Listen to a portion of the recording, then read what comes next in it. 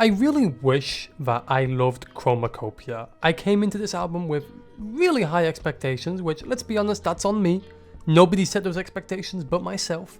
Tyler didn't specifically say, this is gonna be my best album ever. There is a level of attention to detail and reactivity to a Tyler rollout that is just unmatched, I think, by quite literally anybody in the industry. He's always just so straight to the point. Boom, he's a teaser, then he's another teaser. Oh, by the way, the release date is like October 28, and he's a single, by the way. And oh, also, the merch is out. And say, oh, okay, well, thanks, I guess. I'm really tired of artists that keep saying, oh, the album is coming soon, and then they just fucking radio silence for weeks and months on end. And this alone actually makes it easy to appreciate what Tyler was doing, but there's actually more to it than that. His album rollouts always generate a ton of discussion and speculation from fans as to what the album is actually going to sound like. Tyler's last 3 albums have all been a really great step in the right direction, each of them sounding sonically different, going over completely different themes, and always improving and showing off its versatility. It's only natural to think that he would continue this upward trajectory.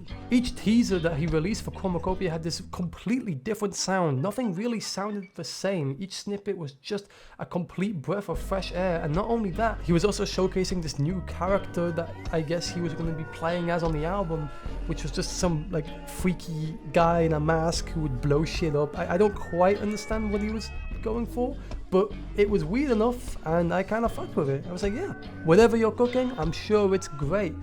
And I don't really think he delivered that well on the final product. Now that the album is out and we've had over a month to listen to it now, it's become clear that the global theme of the album is about transparency and being open and not actually lying, which Tyler confirmed that this is the first album in his discography where everything he has said is completely true. There is no persona being played here at all. And that's completely okay. I don't expect every Tyler album to have a persona. If he wants to make an album where he's on the most down-to-earth shit he's ever made, then I will be very open to that, and that's completely fine with me. Where I kind of get confused is in the marketing for the album, and that I kind of think it's a bit all over the place. I don't want to say the marketing was misleading, however, it did lead me to expecting something completely different than what we actually got. We got this preview of this crazy character and all of these unique snippets that all sounded just so different to each other, and it kind of feels like none of that really materialized fully on the actual album. This goofy guy that was in all of the teasers, yeah, he ain't here. I don't know where he is, but he's definitely not on the album.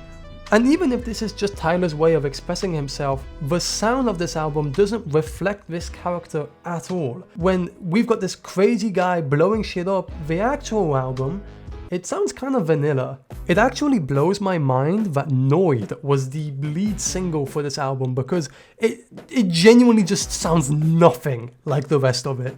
We have punk rock elements in here. The structure of the song is really strange. I kind of love it. I love everything about Noid. It seemed like, once again, just like he has continued to show us in the past, Tyler is going to take another one of those leaps sonically, taking his music into a completely new artistic direction, and I was completely down for that. And I remember on my first listen of this album, I was on the train and I was thinking, it's definitely a Tyler album, maybe a little bit too much, in the sense that it's a bit too much of what we've already heard.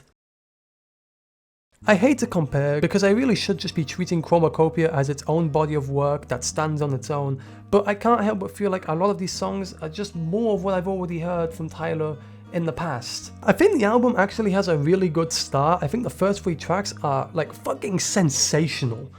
And then I think the album gets really boring. This may be a horrendous take. Everything is just kind of what I would expect. It doesn't really subvert your expectations very well. Eventually, I just get really accustomed to what I'm hearing and my brain just blanks out because everything kind of meshes together. What I'm trying to say is that I think a lot of songs lack sauce. They lack an aura, if that's the Gen Z way of putting it. And by no means does this mean the songs are bad. That is not what I'm trying to say. What I am saying is that they were a little bit plain. They're a little bit basic, and I kind of wished they were a bit more. Sticky is a song that actually fixes this. It's oozing with aura and sauce.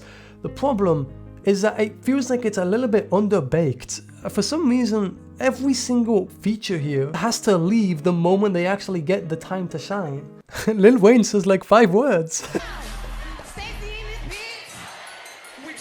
Tomorrow is another song that sounds fantastic. The bridge is fucking heavenly, but it just kind of feels like it's missing another verse. The song just feels too short, and it leads to the impact of the bridge not actually hitting as hard as I think it's supposed to.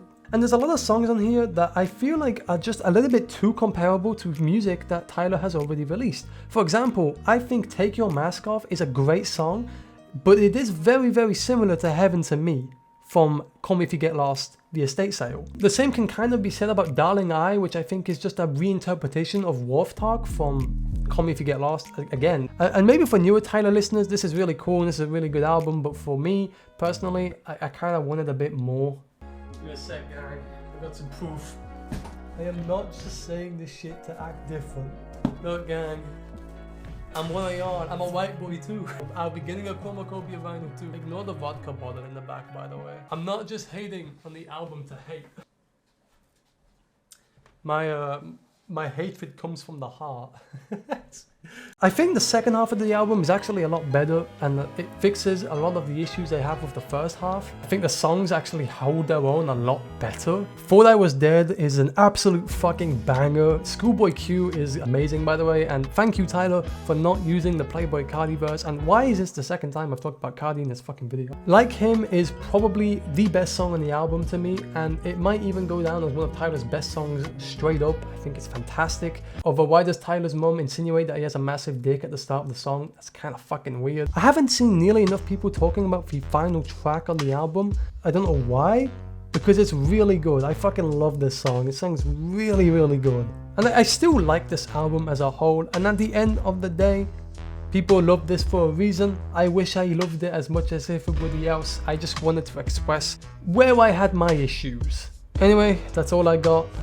I got nothing else to say about this beautiful, messy album. And no matter how you feel about me after the end of this video, just to let you know, I get to see this beautiful man perform this album live in April, and I am very, very excited.